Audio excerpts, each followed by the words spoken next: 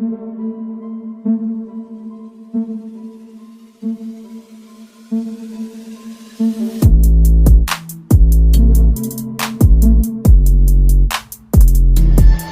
दोस्तों, तो कैसे हैं आप लोग। आई होप आप लोग अच्छे होंगे और स्वस्थ होंगे। अनकैनी स्टोरीज डार्क में आप सभी का स्वागत है। दोस्तों, आज की कहानी एक ऐसी कहानी है जो कह सकते हैं कि ज़्यादातर लोग ये चीज़ें फील कर चुके होंगे।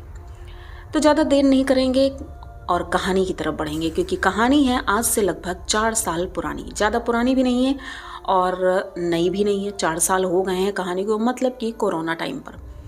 और कोरोना टाइम पर कह सकते हैं कि स्कूल कॉलेज वगैरह सारे बंद हो गए थे, लेकिन उसके बाद धीरे धीरे कॉलेज खुलने लगे, स्कूल भी खुलने लगे और बच्चे भी स्कूल जाने लगे। मास्क लगाकर जा रहे थे, लेकिन प्रॉपर खुलने लगे थे स्कूल। तो ये कहानी उसी वक्त की है। कहानी है निखिल, मयंक और अनन्या और सगुन। ये चारों बेस्ट फ्रेंड हैं।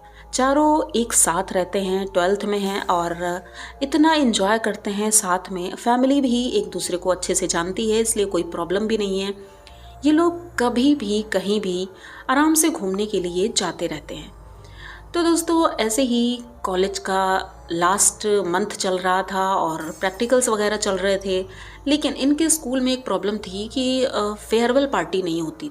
तो ये लोग बहुत परेशान हुए कि भाई सभी कॉलेज में फेयरवेल पार्टी होती है, सभी एंजॉय करते हैं, पर हमारे कॉलेज में क्यों नहीं होती है। तो इन चारों ने डिसाइड किया, चलो ठीक है, कॉलेज की तरफ से नहीं होता है तो हमारे जो दोस्तों का ग्रुप है, कुछ और दोस्त भी हैं, सबसे बोलते हैं कि हम सब लोग एक साथ पार्टी मनाते हैं। लेकिन जब सबसे बात की गई तो पता चला कि कोरोना की वजह से उनके घर वालों ने मना कर दिया। अब बचे ये चारों लोग। इन चारों लोगों ने सोचा कि जब कोई नहीं जा रहा है तो हम लोग भी नहीं जाएंगे। लेकिन निखिल, मयंक बोलते हैं कि नहीं भाई, पार्टी तो करनी है, पता नहीं अगले साल हम लोग कहाँ रहेंगे कहाँ नहीं रहेंगे, तो पार्टी करते हैं। तो अनन्या वैसे भी बहुत ही ज़्यादा फ्रैंक थी, तो उसने कहा भाई मैं भी चलूँगी, जो भी होगा देखा जाएगा। सगुन थोड़ा सोच रही थी, लेकिन जब देखा तीनों लोग रेडी हैं तो वो भी रेडी हो गई। अब चारों लोग सोचते हैं आखिर पार्टी मनाने जाएंगे कहाँ, क्योंकि घर वाले ज़्यादा दूर तो जाने नहीं देंगे।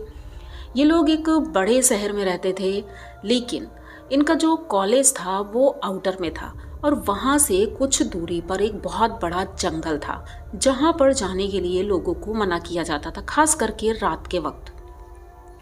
अब इन लोगों ने सोचा कि शाम को लगभग 7-8 बजे तो कोचिंग ट्यूशन से ही छुट्टी मिली, तो इन्होंने सोचा कि शाम को ही चलेंगे हम लोग।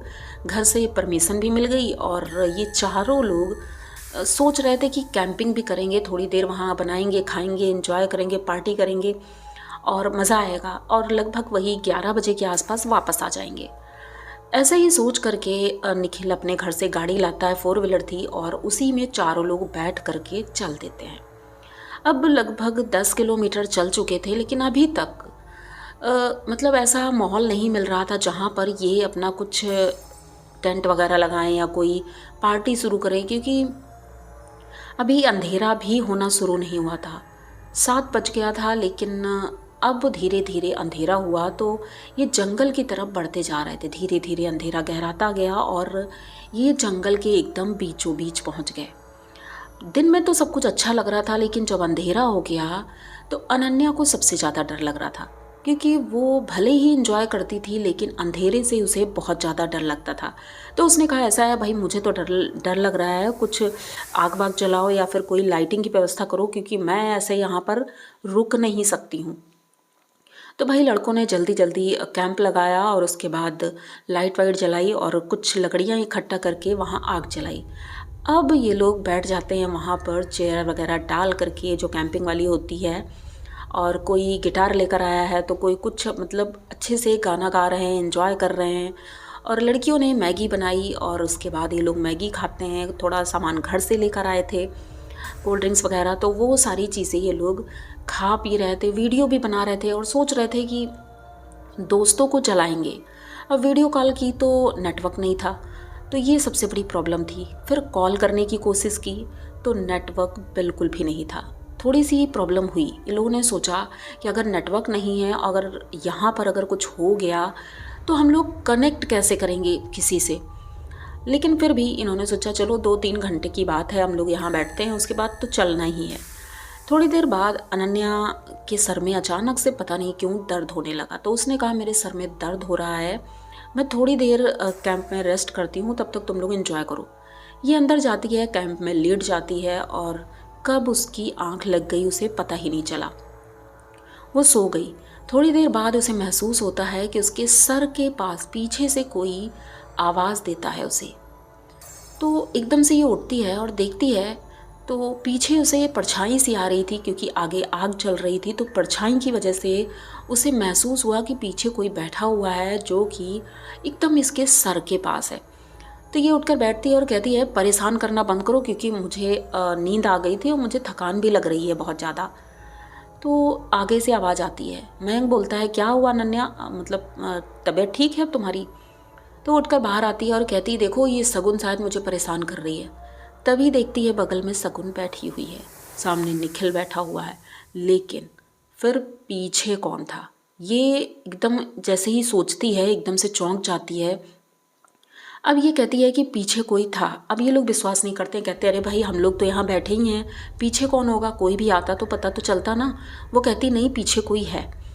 तो साथ में सगुन कहती है चलो मैं चलती हूँ चेक करने के लिए। टॉर्च लेती है, टॉर्च लेकर कैंप के पीछे जाती है, देखती है वहाँ पर कुछ भी नहीं था। तो अनन्या कहती है हो सकता है मैं कोई सपना देख रही हूँ, या जो हो सकता है ऐसा कुछ हुआ हो। तो खुद बैठ जाती है आग के पास। अब वहीं पर बैठी थी, चारों लोग बैठे बातें कर रहे थे, स्कूल की बातें और फिर आगे क्या करना है ये सारी बातें वो लोग डिस्कस कर रहे थे। थोड़ी देर बाद इन्हें किसी के चीखने की आवाज़ आती है बहुत तेज़ी से, जैसे कोई औरत चीखी हो। तो ये लोग सोचते हैं मतलब इतनी रात को जंगल में ये औरत की आवाज़, वो भी इस तरह से चीखने की आवाज़, ये कुछ ठीक नहीं लग रहा है। अभी ये कोई इतने बड़े बच्चे भी नहीं थे, मतलब बड़े भी नहीं थे ना ही बच्चे थे। तो अब डर तो लगना वाजिब है ही। तो चारों डर गए। डर के लोग कैंप के अंदर बैठ जाते हैं और सोचते हैं जो भी होगा देखते हैं अंदर से ही। थोड़ी देर वहाँ बैठे रहते हैं, सब कुछ नॉर्मल होता है। अब धीरे धीरे चारों लोग बाहर फिर निकलते हैं और सोचते हैं कि बस अब यहाँ से हम निकलेंगे। तभी इन्हें दिखाई पड़ता है कि इनके कैंप से कुछ दूरी पर एक घर है, जो कि 2 मंजिला घर है, थोड़ा पुराना है, लेकिन वहाँ पर लाइट जल रही है। तो निखिल कहता है यार यहाँ पर तो एक घर है, चलो चलकर देखते हैं कौन है, क्योंकि हमारे पास पानी भी ख़त्म हो गया है, अगर वहाँ पर कुछ लोग रहते हैं तो हम लोग पानी ले लेंगे। तो पहले तो मयंक मना करता है, लेकिन अनन्या कहती है हाँ पानी ज़रूरी है, क्योंकि हमारा घर अभी दूर है और मेरी तबीयत भी ठीक नहीं लग रही है, तो पानी रहेगा तो ठीक है। अब ये चारों लोग कैंप वैसे ही छोड़ करके चल देते हैं उस घर की तरफ। धीरे धीरे उस घर के पास पहुंचते हैं तो देखते हैं घर का गेट खुला हुआ है, अंदर से एक औरत के रोने की आवाज़ आ रही है। तो ये लोग फिर समझते देर नहीं लगती कि हो सकता है इसी औरत के चीखने की आवाज़ हमें सुनाई पड़ी हो। तो ये लोग जल्दी से घर के अंदर जाते हैं और पूछते हैं कौन है भाई, कौन है, क्या परेशानी है, और अगर कोई परेशानी है तो भाई बताओ, हम लोग उसे हो सकता है कोई मदद कर दें। अंदर जाते हैं तो पूरे ये घर को देख लेते हैं। ज़्यादा बड़ा घर नहीं था, 2 कमरे थे और थोड़ा सा आगे लॉन था, किचन रहा होगा और बाथरूम वगैरह, मतलब थोड़ा छोटा ही घर था और ऊपर एक मंजिल बनी हुई थी। ये लोग पूरा घर छान मारते हैं, लेकिन वहाँ पर कोई भी नहीं था। ये सुन कर के कि मतलब एक औरत रो रही है, फिर चीख रही है, लेकिन उसके बाद जब यहाँ कोई नहीं मिला तो इन्हें डर लग रहा था, क्योंकि लाइट तो जल रही थी, ऊपर वाले रूम में लाइट जल रही थी। ये लोग पहले सोचते हैं कि हो सकता है जो कोई रहा हो आसपास कहीं गया होगा। थोड़ी देर वहाँ वेट करते हैं और पानी की तलाश करते हैं कि हो सकता है घर में पानी की व्यवस्था हो। तो देखते हैं घर में पानी कहीं भी नहीं था। अब कुछ देर बाद एक औरत आती है। वो औरत आती है और कहती है कि अरे भाई तुम लोग कौन हो और मेरे घर में क्या कर रहे हो। तो ये लोग कहते हैं अच्छा ये घर आपका है, हम तो पानी लेने के लिए आए थे, आप रो रही थी क्या। तो वो कहती है नहीं, तो मैं तो बाहर गई थी, थोड़ा काम था तो मैं गई थी फ्रेश होने के लिए। तो वो कहती हैं अच्छा ठीक है, लेकिन मुझे पानी चाहिए। तो कहती मैं अभी देती हूँ। वो अंदर जाती है, घड़े से पानी लेकर आती है और इन्हें पानी देती है। अब ये लोग पानी लेकर वहाँ से चलने लगते हैं। तभी अनन्या देखती है कि वो औरत नीचे फेस किए हुए थी और मुस्कुरा रही थी। अनन्या की निगाह उसके पैरों पर पड़ती है तो देखती है उसके पैर उल्टे हैं। ये देख करके अनन्या बहुत तेज़ी से चीखती है और भागना शुरू करती है। अब जब अनन्या भागना शुरू करती है तो ये तीनों समझ नहीं पाते हैं कि आखिर अनन्या भाग क्यों रही है। ये लोग चीखते हैं और पूछते हैं कि आखिर क्या हुआ है, तुम भाग क्यों रही हो। लेकिन वो कुछ नहीं बोलती है, सीधे जाकर के कैंप के अंदर घुस जाती है। ये तीनों भी जाते हैं और उससे पूछते हैं। अब वो डर की वजह से इतना ज़्यादा कांप रही थी कि मतलब ये लोग समझ ही नहीं पा रहे थे हुआ क्या है, ना ही वो कुछ बता पा रही थी। अब ये लोग सोचते हैं कि ऐसा है, बहुत हो गई पार्टी, अब हम लोग घर चलते हैं। अब ये गाड़ी में बैठते हैं, अनन्या को बैठाला जाता है और गाड़ी स्टार्ट करते हैं, लेकिन गाड़ी स्टार्ट हो ही नहीं रही थी। काफ़ी देर हो जाती है लेकिन गाड़ी स्टार्ट नहीं होती है। अब ये लोग बहुत परेशान होते हैं कि नेटवर्क भी नहीं है, किसी से बात भी नहीं हो सकती है और घर में भी लोग परेशान हो रहे होंगे।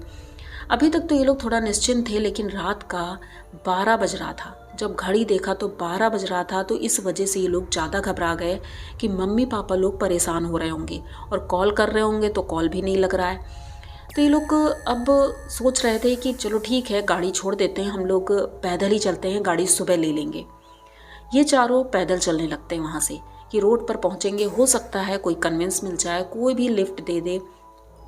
ये जंगल से बाहर निकलने का रास्ता ही भूल गए, इन्हें रास्ता मिल ही नहीं रहा था। बल्कि दिन में ऐसा नहीं लग रहा था कि कोई बहुत बड़ा घना जंगल हो, लेकिन रात के वक्त वो इतनी भयानक आवाज़ें और इतना घना जंगल दिख रहा था, ऐसा लग रहा था मानो पता नहीं ये लोग कहाँ पर आ गए हैं। कुछ भी समझ नहीं आ रहा था, लेकिन आवाज़ें इतनी डरावनी थी कि ये चारों एक दूसरे का हाथ पकड़कर रोते हुए वहाँ से इधर उधर भाग रहे थे। सोच रहे थे बस किसी तरह हम लोग इस जंगल से बाहर निकल जाएं। तभी इन्हें पीछे से एक आवाज़ आती है, अरे रुको, तुम लोग कहाँ जा रहे हो। ये चारों पीछे मुड़कर देखते हैं तो ये वही औरत थी। वो कहती है, अरे तुम लोग कहाँ जा रहे हो। तो ये कहते हैं पता नहीं, वो हमारी गाड़ी स्टार्ट नहीं हो रही थी और तो हमने सोचा कि हम पैदल ही चले जाते हैं। तो वो कहती है कि यहाँ से बाहर जाने का रास्ता तुम लोगों को नहीं मिलेगा, तुम पूरी रात घूमते रहोगे लेकिन बाहर नहीं निकल पाओगे। ऐसा करो, तुम लोग रात भर हमारे घर पे रुक जाओ और सुबह चले जाना। तो ये लोग कहते हैं लेकिन हमारे घर वाले परेशान हो रहे होंगे, हमें बाहर जाने का रास्ता बता दो। तो उसने कहा मैं खुद नहीं बता सकती, क्योंकि मैं भी इस जंगल में फंस गई हूँ, मैं बाहर नहीं निकल सकती हूँ। तुम लोग बस इतना कर सकते हो कि मेरे घर में रुक जाओ और सुबह चले जाना, सुबह सब कुछ ठीक हो जाएगा।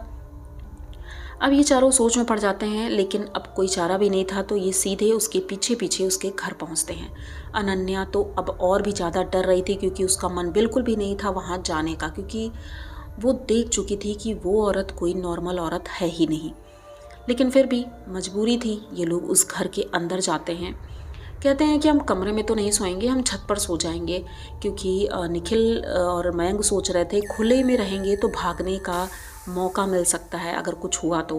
ये लोग चारों लोग छत पर ज़मीन पर चादर बिछाते हैं और वहीं पर सोने की तैयारी करते हैं। अब नींद किसे आनी थी, क्योंकि डर तो लग ही रहा था। ये चारों लेटे हुए थे, आसमान में तारे ढूंढ रहे थे, चांद ढूंढ रहे थे, लेकिन इतनी काली रात थी कि वहाँ कुछ भी नहीं दिख रहा था। अब इन लोगों को डर की वजह से नींद नहीं आ रही थी। वो औरत नीचे ही थी, ये चारों ऊपर थे। अनन्या की अचानक से पता नहीं क्या होता है, वो उठती है, उठकर बाउंड्री के किनारे खड़ी होती है। वो किसी से बात कर रही थी। मयंक देखता है कि अनन्या किसी से बात कर रही है, तो वो धीरे धीरे उसकी तरफ जाता है, अनन्या के कंधे पर हाथ रखता है और कहता है, क्या हुआ अनन्या, किससे बात कर रही हो तुम। वो जैसे ही पलटती है, मयंक की चीख निकल जाती है, क्योंकि वो चेहरा अनन्या का था ही नहीं। अनन्या इतनी ज़्यादा भयानक दिख रही थी।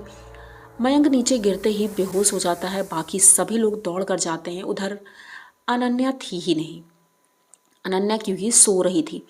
अब जब मयंक को होश आता है तो वो बताता है कि मैं अनन्या को देखने गया था, वो किसी से बात कर रही थी वहाँ पर। तो ये तीनों लोग मानने को तैयार ही नहीं थे। ये तीनों कह रहे थे भाई अनन्या तो बीच में सो रही थी, वो कैसे उठ के जाएगी, वो तो हमारे साथ ही थी। लेकिन मयंक मान ही नहीं रहा था, उसने कहा नहीं अनन्या थी। अब ये लोग बहुत ज़्यादा घबरा गए थे, आखिर हुआ क्या है। तभी अचानक से किसी के हंसने की आवाज़ आती है। वो कोई और नहीं, अनन्या ही थी। अनन्या दूसरी तरफ मुंह करके लेटी थी और उधर से हंस रही थी। ये लोग कहते हैं ये शायद परेशान कर रही है, हम लोग को डराना चाह रही है, इस वजह से ऐसे कर रही है, क्योंकि मतलब ऐसे ही इसका नेचर भी है, थोड़ा सा परेशान करने वाला। अब ये लोग लेटते नहीं हैं, बैठे रहते हैं, सोचते हैं बस 2-3 घंटे बाद सुबह हो जाएगी और हम लोग अपने अपने घर जाएंगे। बैठे रहते हैं, तभी थोड़ी देर बाद इन्हें नीचे से एक आवाज़ आती है, जैसे कोई चीज़ बहुत तेज़ी से गिरी है। तो ये चारों लोग नीचे उतरते हैं और चिल्लाते हुए जाते हैं कि क्या हुआ है, क्या कुछ गिर गया, कोई प्रॉब्लम है। नीचे देखते हैं, घर में एक बार फिर से कोई भी नहीं है। अब ये लोग सोचते हैं यहाँ रुकना सबसे बड़ी बेवकूफ़ी होगी, हमें यहाँ से चले जाना चाहिए। ये घर का दरवाज़ा ढूंढते रह जाते हैं, लेकिन उन्हें दरवाज़ा ही नहीं मिल रहा था। एक तो इतना ज़्यादा अंधेरा था पूरे घर में, कहीं भी कोई लाइट जल ही नहीं रही थी, जबकि जब ये लोग आए थे तब ऊपर के कमरे में लाइट जल रही थी, लेकिन इस वक्त कहीं भी लाइट नहीं थी। ये लोग अपनी टॉर्च निकालते हैं, जलाने की कोशिश करते हैं, लेकिन वो भी वहाँ नहीं जल रही थी। बहुत परेशान हो जाते हैं। अब एक जगह पर बैठे रहते हैं और सोचते रहते हैं कि भगवान बस किसी तरह हमें यहाँ से निकाल दो, क्योंकि अब हम लोग यहाँ पता नहीं यहाँ कब तक रहेंगे जिंदा, या वापस जाएंगे भी या नहीं जाएंगे। तभी घर के बाहर से किसी के बहुत तेज़ी से दरवाज़ा पीटने की आवाज़ आती है।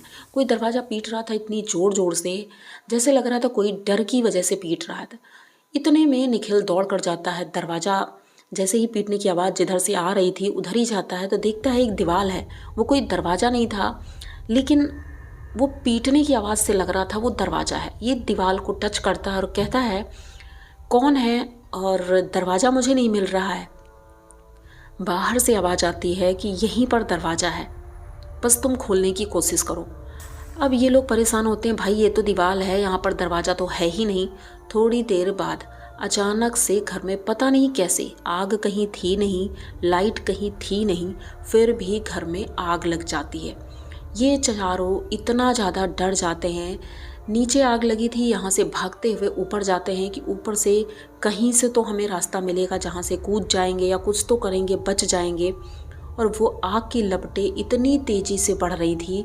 ये लोग सबसे ऊपर जाते हैं और दूसरी मंजिल की छत पर से हड़बड़ाहट में चारों लोग नीचे कूद जाते हैं, बेहोश हो जाते हैं। इन्हें तो होश ही नहीं था, लेकिन जब सुबह इनकी आंखें खुलती हैं तो देखते हैं कि यहाँ पर ना तो कोई घर था, क्योंकि रात में जो इन्होंने देखा, एक घर है जहाँ आग लग गई है, जहाँ पर एक औरत रहती है, वहाँ पर ऐसा कोई घर था ही नहीं। ये एक जंगल में एक पेड़ के नीचे चारों के चारों पड़े हुए हैं, और होश में आते ही ये लोग इतना ज़्यादा डर जाते हैं कि बस भागना शुरू करते हैं और भागते हुए अपनी गाड़ी के पास जाते हैं। गाड़ी में बैठते हैं और जब स्टार्ट की तो गाड़ी स्टार्ट हो गई। अब ये लोग सीधे अपने घर पहुंचते हैं। घर का माहौल तो ऑलरेडी बहुत ख़राब था, क्योंकि रात भर कोई सोया नहीं था, सब इंतज़ार कर रहे थे। लेकिन जब बच्चों की ऐसी हालत देखी तो सब डर गए थे। फिर अनन्या की हालत बहुत ज़्यादा ख़राब हो गई थी, उसकी तबीयत ऑलरेडी ख़राब थी पहले से ही, और घर जाते ही और ज़्यादा ख़राब हो गई, तो उसे डॉक्टर को दिखाया गया। उसके बाद एक पंडित जी के पास गए, चारों लोग। पंडित जी ने कहा ये तो अच्छा हुआ तुम लोग बच गए वहाँ से, क्योंकि वहाँ पर एक ऐसी डायन रहती है जंगल में, जो कि लोगों को अपना शिकार बनाती है। अपने एक धोखे से बने हुए घर में जो धोखा है उसमें रखती है और फिर वहीं पर उनको मार देती है। तब ये लोग समझते हैं कि हाँ, उस घर में आग लगी थी, यानी कि वो आग नहीं, हमारा भ्रम था और वो घर था ही नहीं। ये चीज़ें आज भी सोच कर ये लोग डर जाते हैं। अब तो कॉलेज भी पास आउट हो चुके हैं, लेकिन वो एक्सपीरियंस ये लोग आज भी भूल नहीं पाते हैं और दोबारा से ऐसी कोई भी पिकनिक या पार्टी करने के लिए बिल्कुल भी तैयार नहीं हुए, क्योंकि ऐसा एक्सपीरियंस जब एक बार हो जाता है ना, इंसान दोबारा नहीं करना चाहता है। तो ये इनका डरावना एक्सपीरियंस था। आई होप आप लोगों को पसंद आया होगा। अगर पसंद आया हो तो प्लीज़ चैनल को सब्सक्राइब करिए, लाइक कमेंट करिए और शेयर करिए। ऐसी ही डरावनी और रियल हॉरर स्टोरी मैं लेकर आती रहती हूँ। तो जल्द ही मिलते हैं किसी नई कहानी के साथ, तब तक के लिए डरते रहें।